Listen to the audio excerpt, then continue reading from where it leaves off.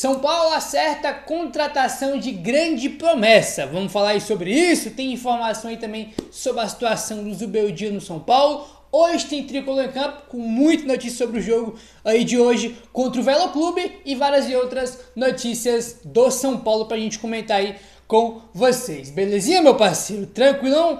Então vamos embora para as notícias do São Paulo. E esse jogo de hoje contra o Velo Clube pode classificar o São Paulo. Olha aí. Com a derrota do Noroeste nesta quarta-feira, o São Paulo precisa apenas de uma vitória contra o Velo Clube para se garantir matematicamente nas quartas de final do Paulistão. São Paulo vai se classificar de qualquer jeito, né?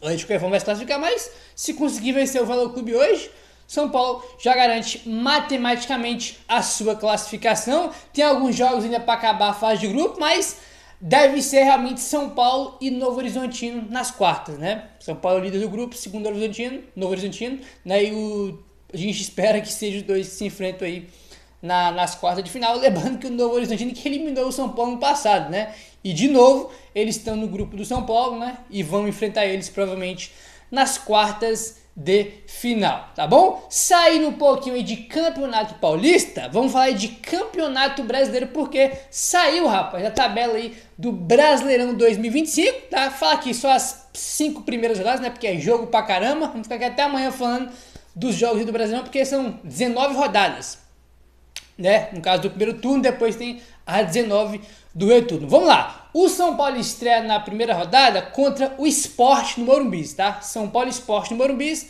Vamos estrear em casa ali, né?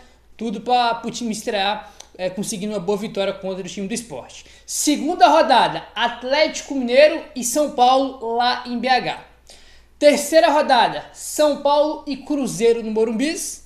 Quarta rodada, Botafogo e São Paulo no Rio de Janeiro. E na quinta rodada, São Paulo e Santos no Morumbi, tá? Então, dos 5 primeiros jogos do São Paulo já tem clássico contra o Santos, Botafogo, Cruzeiro, Galo. Então, os primeiros 5 jogos do São Paulo com jogos difíceis aí, né? Jogos difíceis aí.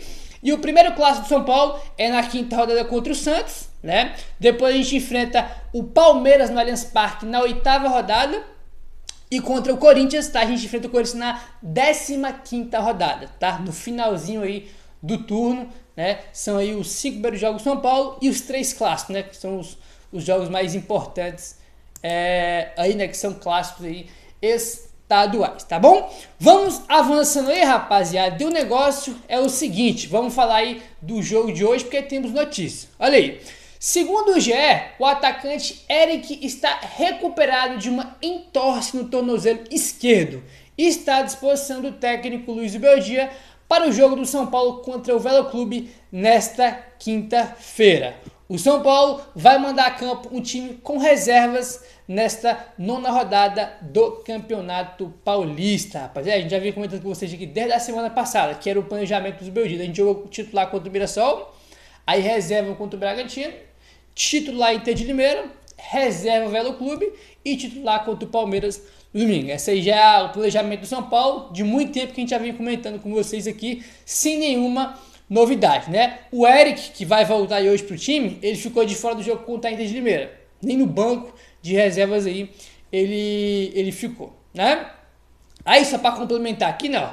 Como o São Paulo jogou na segunda-feira com os titulares e tem um clássico contra o Palmeiras, no domingo, fora de casa, o São Paulo vai mandar um time reserva a campo, tá? O que acontece?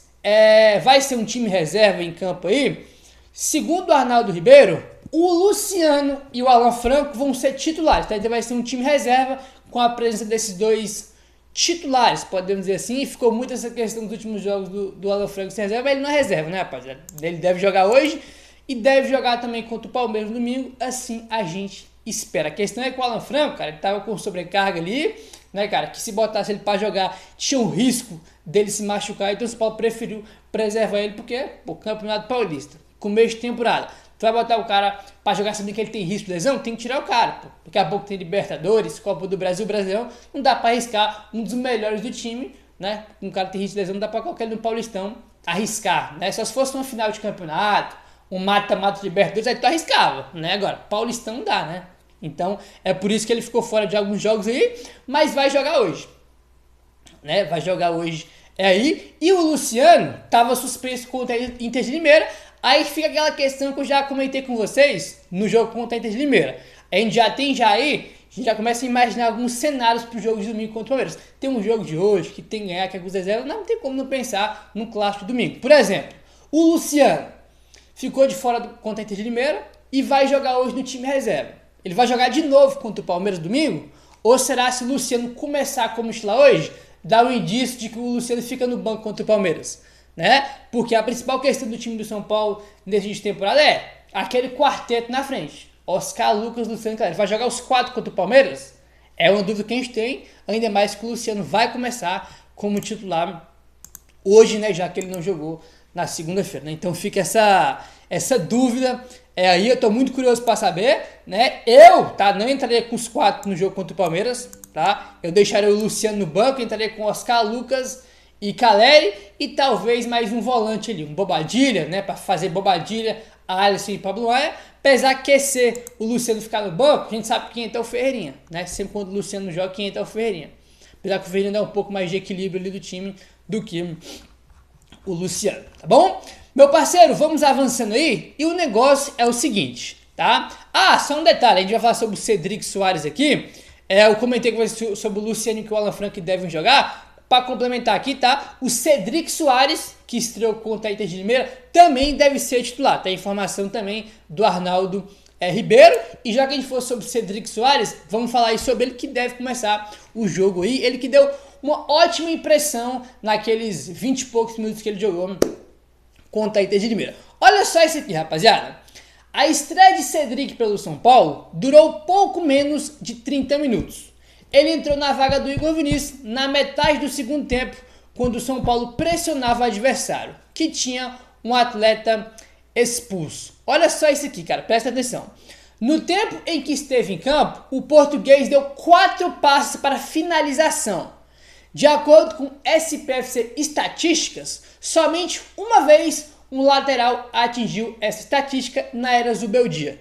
Foi o Wellington em um jogo contra o Barcelona de Guayaquil pela Libertadores, tá? Então, desde que o Zubeldia chegou, né, cara, apenas uma vez só um lateral do São Paulo deu 4 passes para finalização, tá? O lateral deu passe, deu cruzamento, deu um passe ali, o jogador finalizou, tá? O Cedric fez isso contra a Inter de Limeira, sendo que ele jogou jogou nem meia hora, né? 20 e poucos minutos que ele jogou, e ele acertou 4 passes que resultaram em finalizações.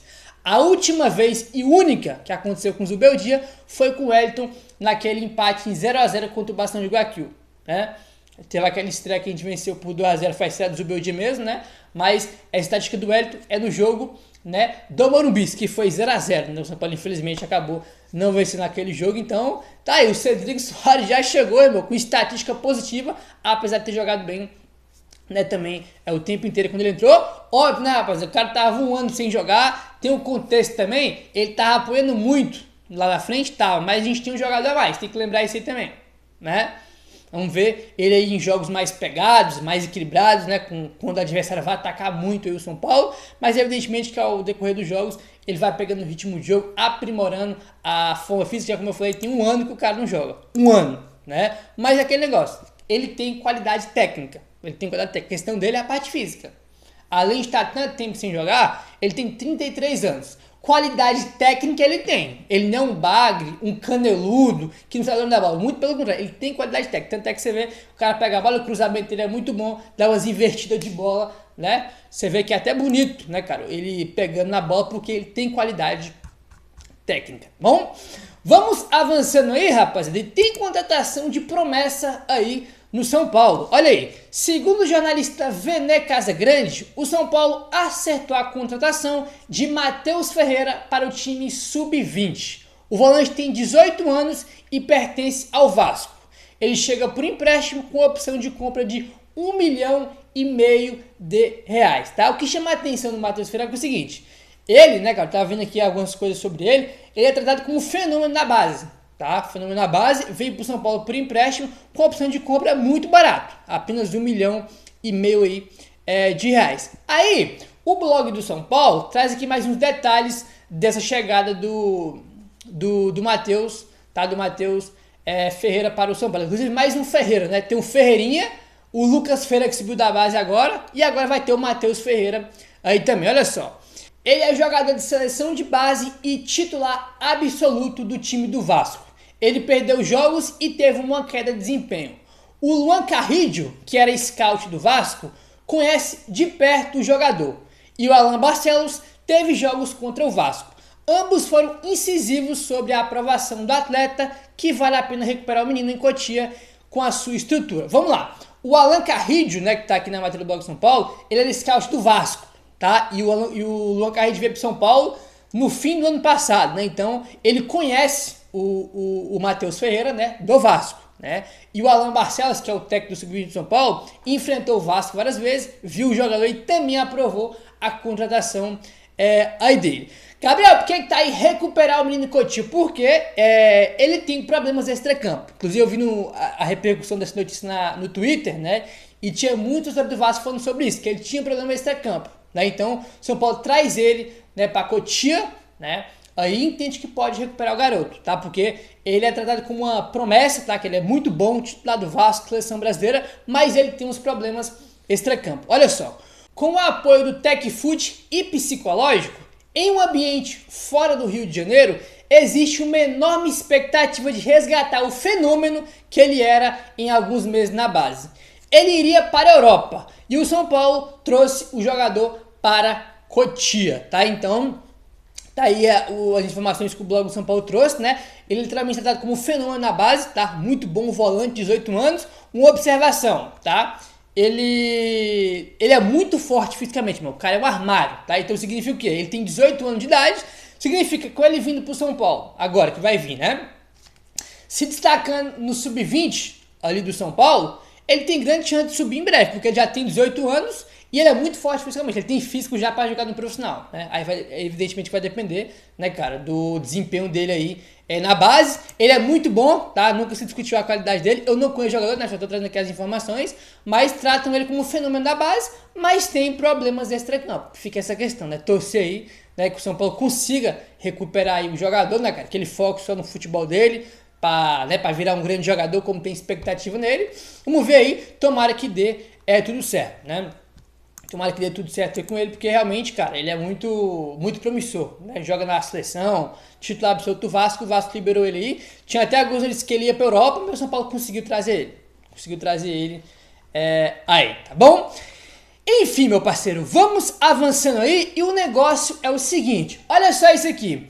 Em entrevista ao Charla Podcast, Fernando Diniz revelou que o Luciano esteve muito próximo de fechar com o Cruzeiro, rapaz. Assim, não é nenhuma novidade isso aqui, porque vocês vão lembrar que no ano passado, antes de acabar ali o Campeonato Brasileiro, tinha já algumas notícias que o Cruzeiro, né, estava interessado no Luciano a pedido do Diniz. Então, ontem, né, no Charla Podcast, o Diniz aí confirmou essas informações que eram no ano passado, né? Ele estava muito próximo aí de reforçar o Cruzeiro. Não sei o que aconteceu de última hora para não fechar, não sei se foi a propósito ou se ele não quis ir, né? A gente sabe que o São Paulo também conversou com o Santos, né, para poder o Santos levar o Luciano, mas acabou que ele ficou aí no São Paulo, e ainda bem que ficou, né, porque ele é muito importante pro São Paulo, é artilheiro do time do São Paulo, ninguém no São Paulo faz mais gol que ele, é sempre bom ressaltar isso aí, ninguém faz mais gol que ele, então ele é um jogador bastante importante aí para o São Paulo, tá bom? Vamos avançando aí e vamos falar sobre Zubeldia, tá? A gente já veio comentando com vocês aqui, né? Muita pressão em cima dele, né? Aí uma boa parte da torcida gosta dele, a outra já quer a demissão dele, ainda mais com os últimos jogos do São Paulo. Vamos lá. Segundo Alexander Vieira, o técnico Luiz Zubeldia tem apoio dos líderes do elenco. Ele tem uma ótima relação. Isso faz que uma possível demissão seja complicada e difícil de ser aceita dentro do clube, tá? Essa questão dele ter uma boa relação com os jogadores, isso é do ano passado. Vocês vão lembrar da quando o São Paulo eliminado, teve aquela questão de fritura, né? Que a diretoria não garantiu o Zubeldia, né, no São Paulo para 2025 e sempre teve informação que ele tinha uma relação muito boa com os jogadores, com os principais líderes do elenco, e isso permanece até hoje, o que é muito bom, né? Ele tem, né, o técnico tem uma relação muito boa com os jogadores, é muito bom. Então, esse é um ponto também que dificulta uma demissão dele, apesar que a diretoria não pretende demitir agora, né? É só para entender que as oscilações do São Paulo aí são normais, tá? Agora, meu parceiro, vamos avançar aqui, vamos falar sobre uma situação bastante complicada, tá? Segundo Alexander Vieira, a diretoria do São Paulo ainda não quitou todas as pendências com o elenco. A promessa era pagar em janeiro, porém não foi cumprida. Tá? Então o Alexander Vieira trouxe essa informação. Aí o que acontece? Vamos lá. O blog do São Paulo trouxe isso aqui, ó. O blog do São Paulo consultou uma pessoa da diretoria do São Paulo sobre as especulações de atrasos salariais e de luvas. O blog do São Paulo recebeu o seguinte de uma pessoa dentro do São Paulo: não há débitos financeiros de salários e luvas com os atletas do São Paulo. Tá? Foi o que o blog do São Paulo recebeu. E premiação? Essa pessoa respondeu o seguinte: está parcelada até o final de março. Tá? Então, segundo o blog do São Paulo, uma pessoa da diretoria aí falou que não tem nada atrasado, né? Que a premiação está parcelada até o final de março, mas direito de imagem, salário, eles alegam aí que não está atrasado. Só que aquele negócio, rapaziada, a diretoria do São Paulo tem zero credibilidade, né? Se é uma informação que está atrasando salário, uma pessoa da diretoria fala que não tá, eu, por exemplo, não acredito na diretoria do São Paulo. Eu não acredito mais, né? Já aconteceu muita coisa aí já que faz a gente não acreditar na diretoria porque eles não têm credibilidade, né? E essa é uma questão. Desde o ano passado, estava saindo notícia que o São Paulo tinha como objetivo quitar, né, todas as pendências, todos os direitos de imagem ali com os jogadores até o fim de janeiro. Aí agora o Alex Neveiro traz que não quitou, mas o pessoal do São Paulo disse que não tem nada atrasado. Então é difícil, espero que realmente não esteja nada atrasado, mas como eu falei, é muito e muito difícil a gente acreditar na diretoria do São Paulo porque eles não têm credibilidade, né? Eles têm credibilidade nenhuma pra gente falar, pô, se os caras falaram a gente acredita, não tem credibilidade. Infelizmente é assim, né? Não tem o que fazer, infelizmente é assim. Meu parceiro, é isso, dá aquela moralzinha, se inscreve no canal, deixando seu like, valeu, tamo junto e saudações tricolores.